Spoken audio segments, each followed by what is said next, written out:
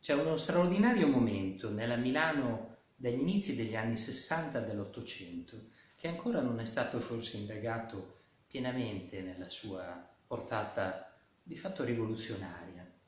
Possiamo chiamarla la cosiddetta età dell'innocenza della Scapigliatura, in cui vediamo pittori, critici, committenti e mercanti all'inizio di un'esperienza che avrà poi portata assai feconda sulla pittura lombarda e non solo, ricaduta sull'intera pittura italiana della fine dell'Ottocento e poi dagli inizi del Novecento. In una Milano percorsa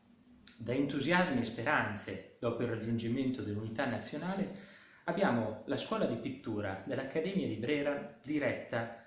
da Giuseppe Bertini. Lì si trovano a condividere le aule, sotto la guida di un maestro ancora assai giovane, alcuni aspiranti artisti di età e provenienze diverse, tutti in qualche modo assai significativi. Abbiamo Ernesto Fontana, Antonio Barzaghi e Giuseppe Puricelli, i primi due originari del Canton Ticino, Puricelli di Gallarate, Pietro Michis, che qui incontra Maria Cattaneo, futura consorte e a sua volta pittrice, quindi abbiamo un luogo in cui nascono anche amori e future famiglie. Abbiamo il monzese Mosè Bianchi, ovviamente, e poi da Intra Giuseppe Petroli e Daniele Ranzoni, Leonardo Cornienti, nipote del cherubino Cornienti, assai noto a Pavia,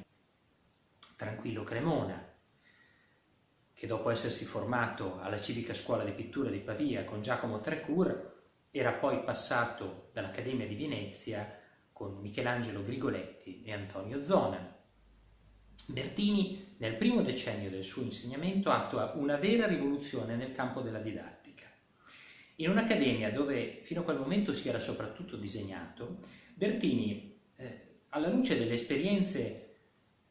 dell'osservazione del colore dal vero, un'esperienza che aveva condiviso negli anni passati con Eleuterio Pagliano, introduce l'osservazione, la sperimentazione del colore in un nucleo di pittori che recepiscono immediatamente la novità della proposta. Chiaramente in quegli anni si studiavano ancora gli antichi,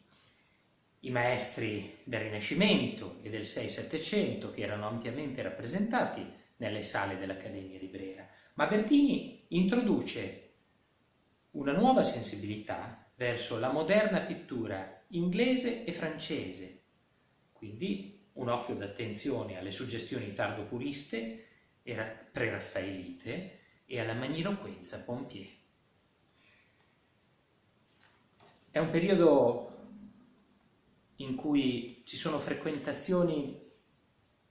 al punto della sovrapposizione. Scopriamo ad esempio che nell'arco di tempo compreso tra il 1870 e il 1873 Tranquillo Cremona e Daniele Ranzoni condividono di fatto lo stesso studio a Milano in corso di Porta Nuova 19,